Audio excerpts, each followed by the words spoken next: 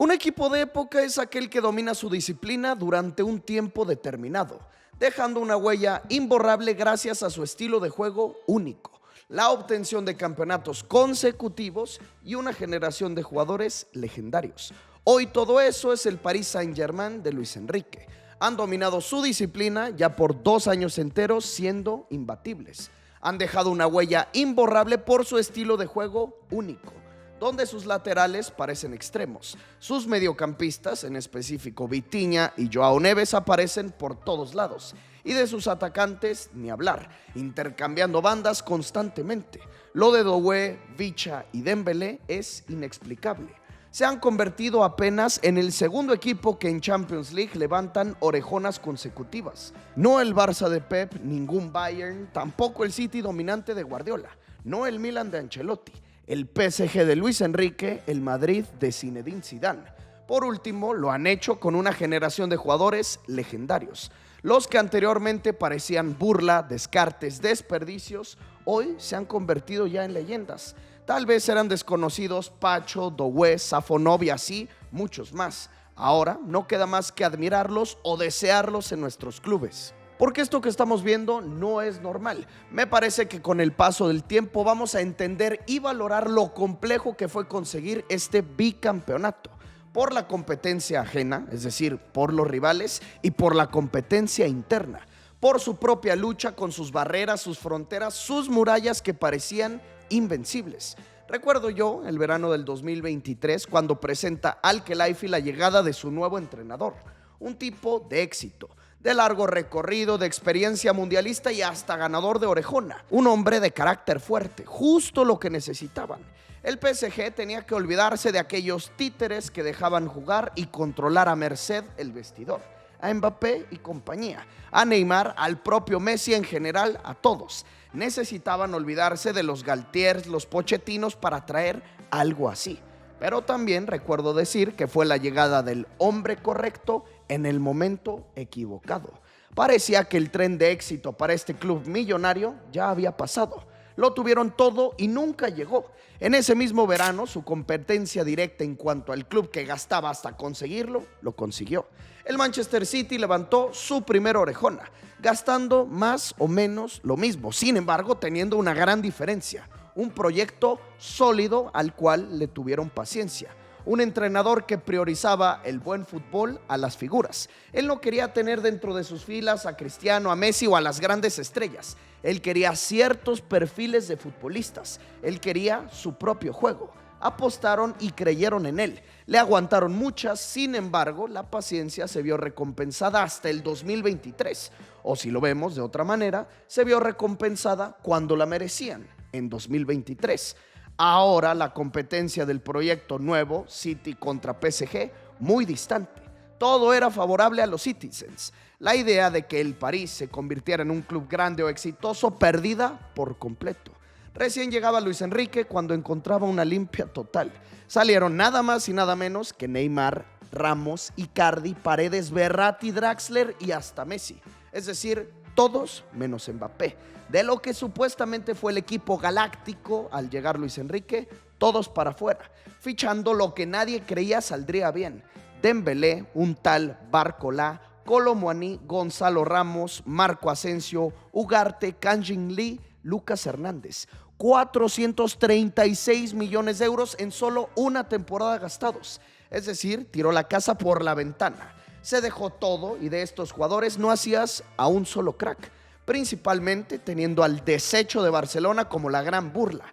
A aquel jugador que fue uno de los fichajes más costosos y más decepcionantes de todos los tiempos. El nuevo 10 parisino, Ousmane Dembélé. Insisto, nadie dudaba de las capacidades de Luis Enrique, pero sí del club y sí del momento. Era el fin de la etapa de Mbappé con Al-Khelaifi, al borde del rompimiento su relación y de su abandono hacia el Real Madrid. Como yo pensaba, el entrenador indicado en el momento equivocado.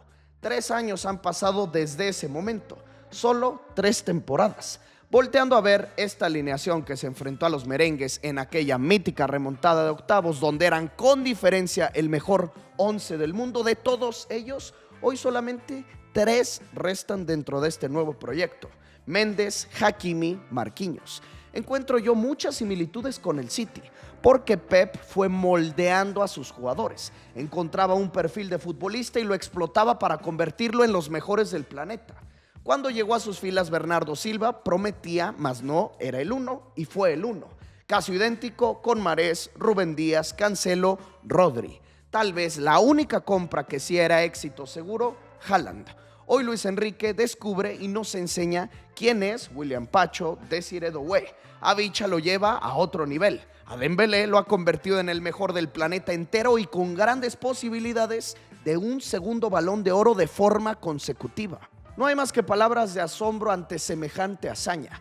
¿Qué Champions fue mejor? Yo me voy a quedar con la primera por lo romántico, por ser la primera y por el resultado en la final. Sin embargo, esto pasa a segundo plano y creo que esta tiene tal vez un mayor grado de dificultad. Razones yo encuentro 3.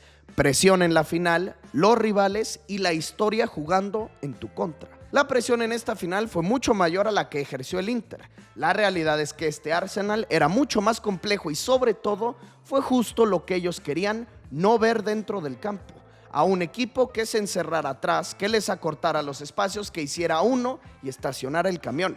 Esta misma presión la encuentro porque se fueron hasta unos penales, a la tanda definitiva donde las piernas pesan, donde la cabeza juega un rol fundamental, donde un fallo te puede condicionar todo y ese fallo sí llegó.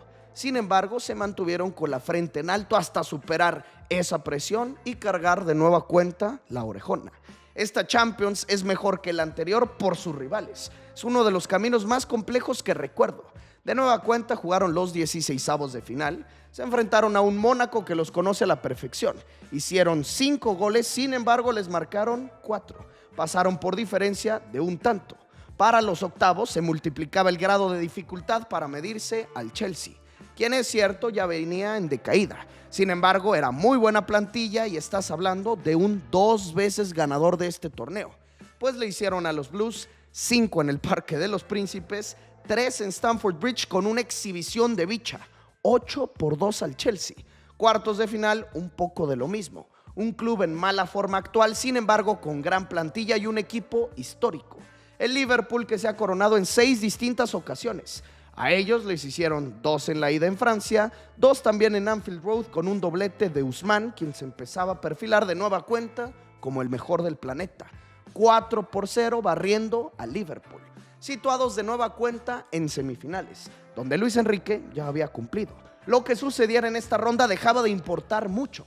3 temporadas al mando del Español en las 3 ocasiones disputando las semifinales. Y hablo de una no exigencia por el rival. El mejor club hasta este momento, el Bayern Múnich. El más dominante, los más goleadores, el tridente más temido. Y a ellos se les plantaron para dar uno de los mejores partidos que yo recuerde en mi vida. Una absoluta joya que solo la Champions League te brinda. Un 5-4 vibrante, que por momentos fue goleada. Llegó a estar el juego 5-2, tuvieron una amplia diferencia de 3. Les acortaron la ventaja hasta solo 1. Sin embargo, desde el tercer minuto en Múnich les dieron el jaque mate con otro más de Dembús, para así clasificarse de vuelta a una gran final con 5 tantos al Mónaco, 8 al Chelsea, 4 al Liverpool, 6 al Bayern Múnich. ¿Cómo no considerarlos favoritos al título? Sobre todo si contemplamos que el Arsenal tendría unas semanas previas sumamente exigentes en esa pelea final por el título de la Premier League. La realidad es que los Gunners fueron un dignísimo competidor. Tal vez algunos creerán que la merecían. El planteamiento de Arteta salió a la perfección. Un gol al inicio y a echarnos atrás. Muy criticada su decisión de sacar del cuadro titular a Gyökeres para meter a Havertz, pues fue él quien al 6º minuto aprovechó el rebote para definir de forma perfecta el primer tanto del partido. El resto del primer tiempo fue aburrido, sin ocasiones.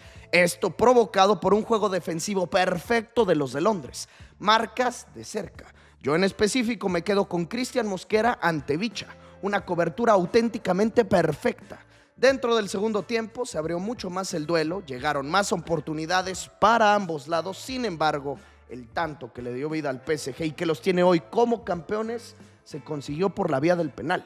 Es decir, que en jugada de movimiento no vencieron a David Raya ni tuvo que ser el hombre del partido por salvar infinidad de tiros. Para nada. Insisto, todo le salía a la perfección a Arteta. Sin embargo, el fútbol puede ser cruel, puede ser a veces injusto, o puede premiar al buen fútbol, al que intenta proponer algo nuevo, algo diferente. Premia también a la experiencia, a la serenidad, a la cabeza. Y a esa la encontraron en 4 de sus 5 cobradores. La ejecución de Gonzalo Ramos, brillante.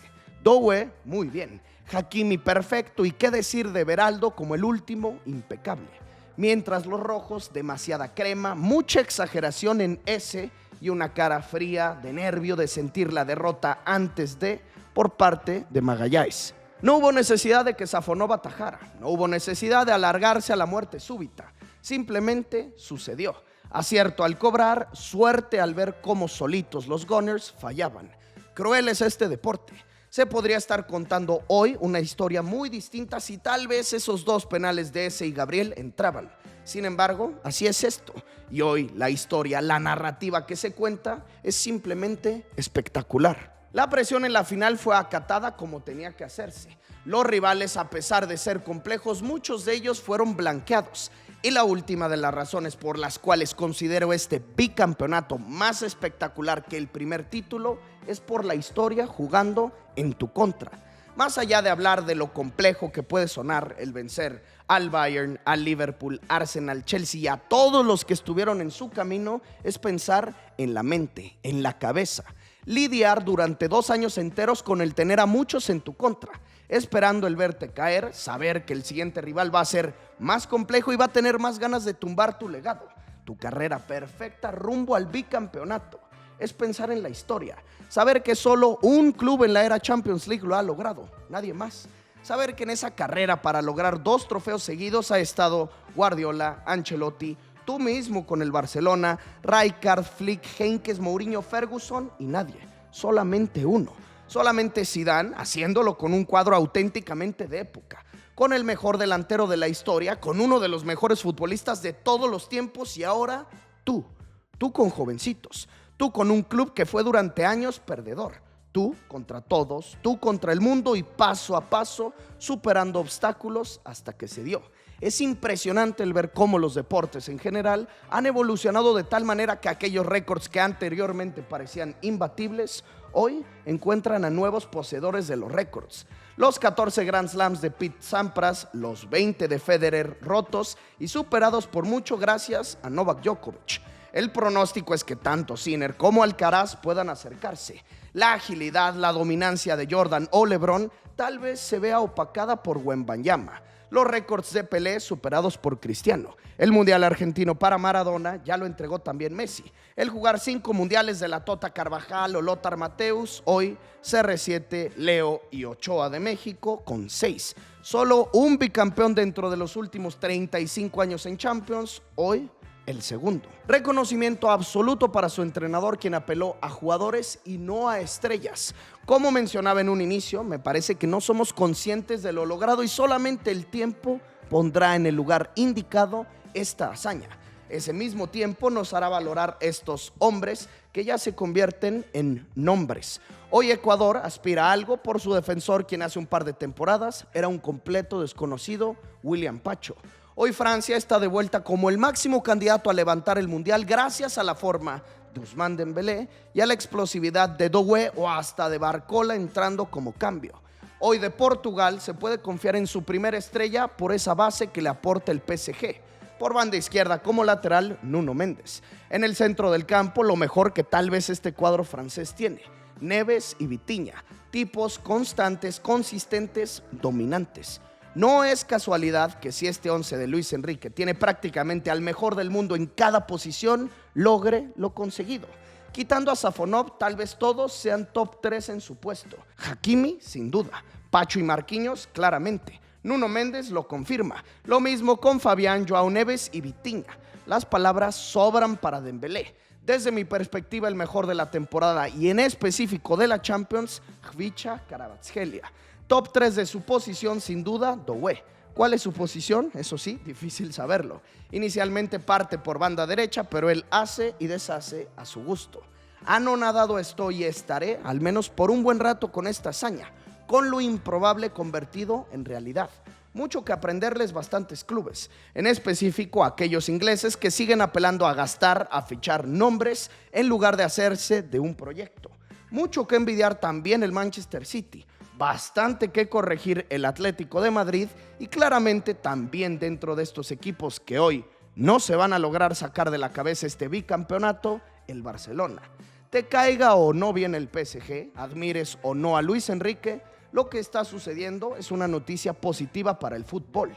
La demostración de que no solo se necesita gastar, sino saber gastar. Aunado a que este proyecto aún tiene mucho más para dar. Y si se quiere levantar la orejona, seguramente tendrás que vencer antes al PSG para cargarlo. Porque de no ser así, Luis Enrique y compañía pueden extender su legado. Y es que no se les ve intención de parar, ni mucho menos fecha de caducidad. El fútbol atraviesa un gran presente. Y este presente tiene a estos 11 protagonistas y a un entrenador español que ha peleado, esperado, ha ido y vuelto para tener en este 2026 1, 2 y 3 de los trofeos más prestigiosos en su bolsillo, aspirando y ansiando aún un poco más.